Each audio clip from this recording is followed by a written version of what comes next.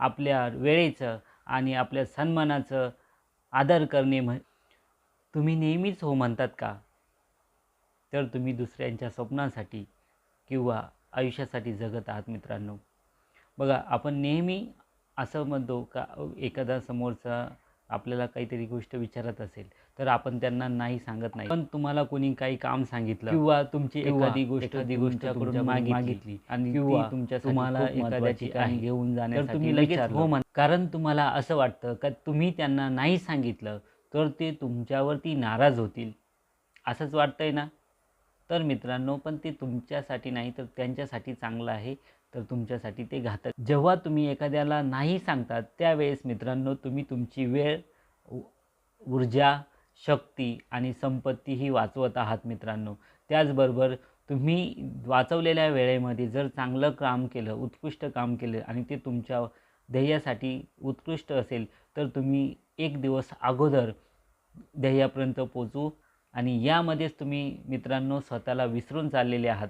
तुम्ही स्वतःला विसरलेले आहात. मित्र, परिवार या सगळ्यांमध्ये वावरताना तुम्ही नेहमीच सगळ्यांना खुश ठेवण्याचा प्रयत्न करत आहात का? बघा मित्रांनो, आपण एक उदाहरण घेऊयात स्टीव्ह जॉब यांचं. तर स्टीव्ह जॉब हे अनेक आयडियांना नाही म्हटले, मात्र एक आयडिया त्यांनी अशी पकडून ठेवली की जी आज आपल्याला जग बदलून दिलेलं आहे. स्टीव्ह जॉब यांनी बऱ्याच गोष्टींना नाही म्हटलं, त्यामुळे त्यांनी त्यांच्या व्हिजनवरती फोकस केलं. तुमचं एखाद्याला एक नो म्हणणे म्हणजेच मौल्यवान वस्तूसाठी विजन आपल्याला प्राप्त करून.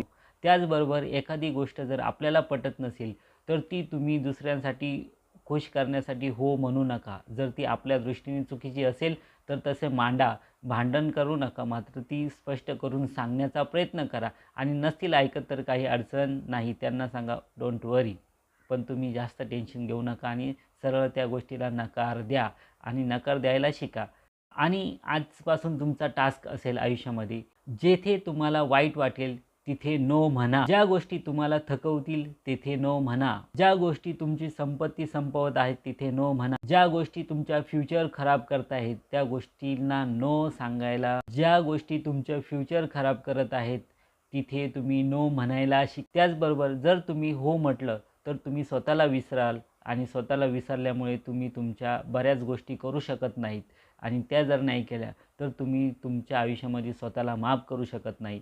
म्हणून कोणत्याही गोष्टीचा विचार करा, ती तुमच्यासाठी किती महत्त्वाची आहे आणि ती जर महत्त्वाची असेल तरच हो म्हणा, अन्यथा स्पष्ट नो म्हणायला शिका. आणि आजपासूनचा आपला हाच एक मूलमंत्र असेल, ज्या गोष्टी आपल्यासाठी उपयोगी नाहीत त्यांना स्पष्टपणे नकार द्या.